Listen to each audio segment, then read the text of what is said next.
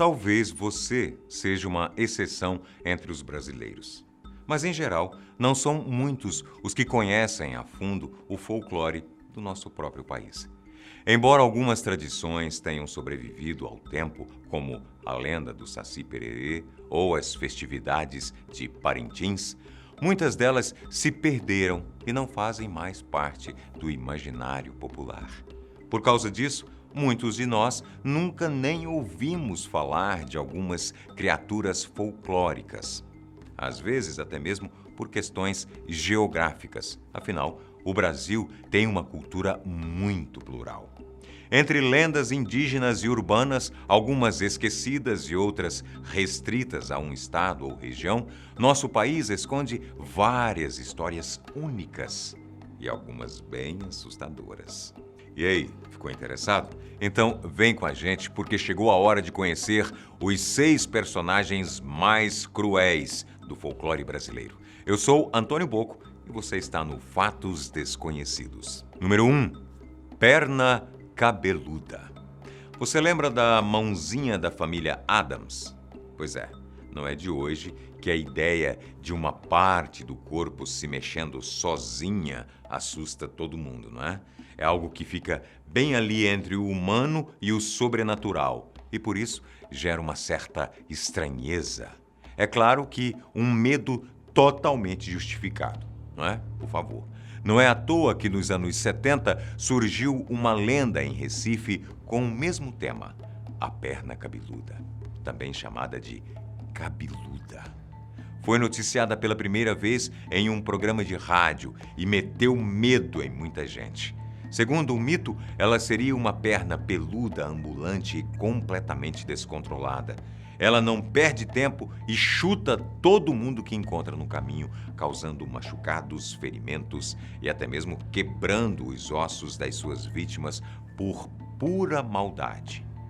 Mas sua origem é um pouco mais divertida do que seus atos. Ela, na verdade, é criação do escritor Raimundo Carreiro, vencedor dos prêmios Jabuti e Machado de Assis.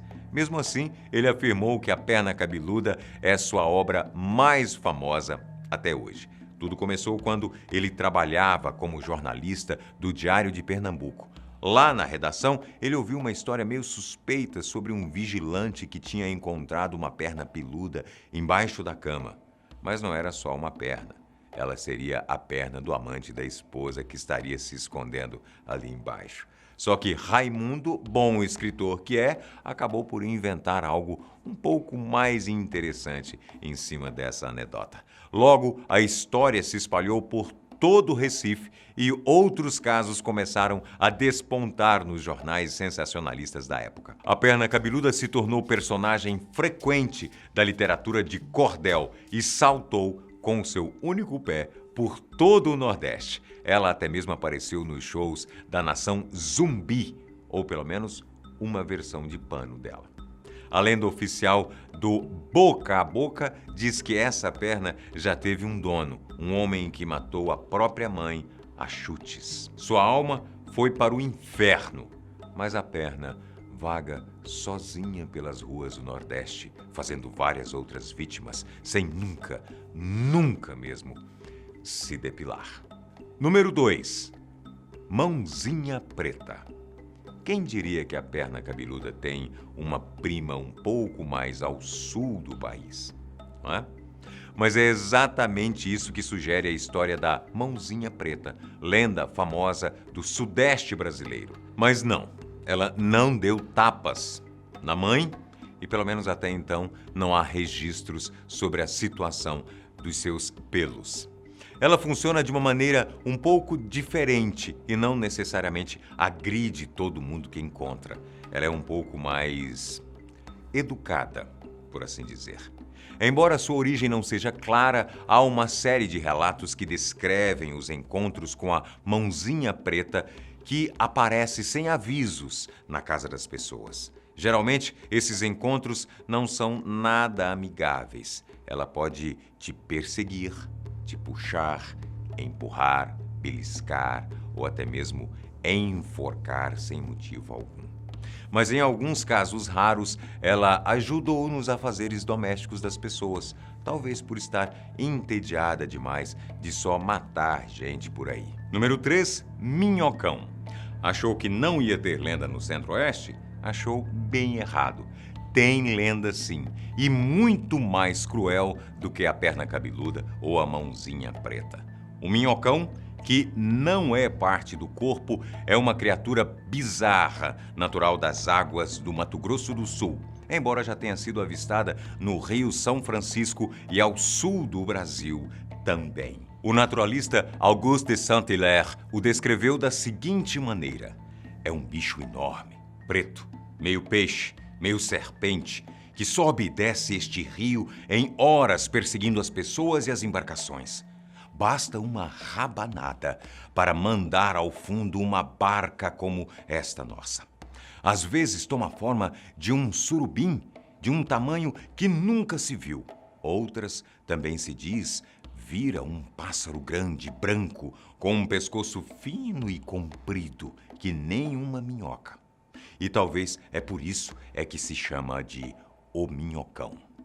Assustador, né? Dizem que ele ataca as embarcações nas noites de lua cheia e é tão grande que pode derrubar árvores inteiras. Quando está dentro dos rios, deixa trincheiras gigantescas na terra e no fundo da água. Na verdade, o minhocão é tão assustador que há quem diga que apenas encontrar com ele pode enlouquecer uma pessoa menos preparada. Por isso, esteja sempre atento quando estiver navegando por aí, ok? Número 4, corpo seco. Agora vamos falar sério. Embora tenha nome de vilão do Chapolin, o corpo seco é uma das lendas mais perturbadoras do folclore brasileiro. Tudo começou no estado de São Paulo. Um homem chamado Zé Maximiano, morador de Monteiro Lobato, cidade a mais de 100 quilômetros da capital, era conhecido por ter passado a vida inteira batendo em seus pais. Há até mesmo quem diga que ele usava a própria mãe como cavalo, para você ter aí uma ideia. Ao morrer supostamente assassinado, a sua alma não encontrou abrigo no céu e nem no inferno. Nem mesmo a própria sepultura queria saber do Zé. Assim, tanto sua alma quanto seu corpo foram condenados a vagar pelo nosso plano, geralmente se escondendo em troncos secos de árvores. Ele é capaz de sugar a vida de tudo que toca, de plantas a pessoas, esmagando suas vítimas em um abraço mortal. Sua história até mesmo originou um ditado popular: quem bate na mãe fica com a mão seca. E possivelmente sem perna também. Número 5, pisadeira. Por falar em perna, parece que o folclore brasileiro tem alguma coisa com a metade de baixo do corpo, não é? Curupira tem os pés invertidos, Saci só tem uma perna, aí vem a perna cabeluda e agora a pisadeira. Ainda em território paulista, porque talvez a galera de lá tenha uma imaginação bem fértil, a pisadeira é uma lenda bem conhecida e que, diferente de todas as outras que já citei hoje, tem um propósito além de assustar os ouvintes. Ela tenta explicar um fenômeno real e assustador por si só. Segundo a história, ela é uma mulher muito magra, de dedos compridos e cabelos desgrenhados, que vive nos telhados das casas à espreita das suas vítimas da madrugada. Quando ela vê alguém que vai para a cama após comer demais, ela se prepara para, no meio da noite, entrar no quarto da pessoa e pisar em cima de sua barriga com tanta força que a vítima perde o ar e não tem como se defender, apenas enxergar a boca escancarada rindo enquanto o pé a sufoca.